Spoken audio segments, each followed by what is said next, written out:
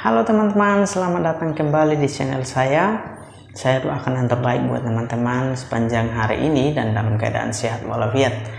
Baik teman-teman, kali ini saya akan membahas suatu topik mengenai saklar rumahan dan apa maknanya dalam kehidupan.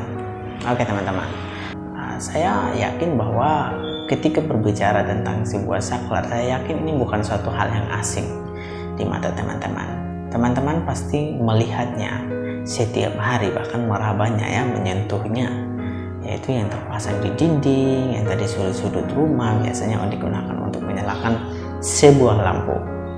Tentu saja saklar secara umum memiliki fungsi, yaitu menghentikan dan menghantarkan arus listrik. Ya, biasanya dalam rumahan saklar itu dihubungkan dengan sebuah kabel menuju ke lampu. Nah, kabel ini ada dua jenis, yaitu kabel positif dan negatif, dan biasanya hanya satu kabel yang dipasang dengan saklar tadi. Jadi hanya satu arus yang akan diputuskan.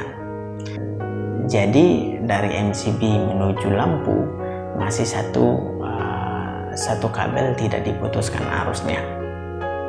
Jadi hanya satu arus yang diputuskan ya dari menggunakan saklar tadi. Jadi ketika diputuskan, tentu saja ketika saklar dimatikan, tentu saja lampu itu mati. Dan ketika saklar dinyalakan, lampu itu akan menyala.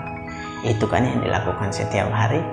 Lantas apa maknanya dalam kehidupan? Saya ibaratkan sebuah kabel yang menghubungkan itu tadi seperti relasi antara kita dengan Sang Pencipta kita. Ini adalah hubungan timbal balik. Dan kabel yang arusnya tidak pernah putus tadi, itu adalah relasi antara Tuhan kita dengan kita. Ya, Tuhan kita tidak pernah memutuskan relasi dengan kita. Dia berusaha terus untuk terhubung dengan kita. Dia memantau karena kita adalah makhluk ciptaannya. Kita ini yang seringkali menggunakan saklar, memutus relasi dengan Tuhan. Ya, akhirnya apa yang terjadi? Ya, kita akan mengalami yang namanya kegelapan.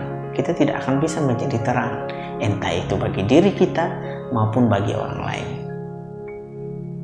Nah, ketika kita menghubungkan atau tadi meneruskan arus tadi, ya kita akan menjadi terang. Ya, kita akan mengusir yang namanya kegelapan dari diri kita dan juga tentu bermanfaat bagi orang lain. Nah, jadi teman-teman, pilihan ada pada kita. Kita akan diperhadapkan dengan 3 pilihan. Apakah kita mau terang terus meneruskan arus tadi supaya kita memberikan dampak kepada orang lain, ya, bagi diri kita dan juga bagi orang lain.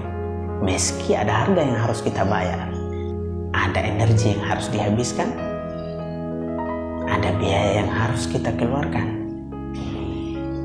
Atau kita memilih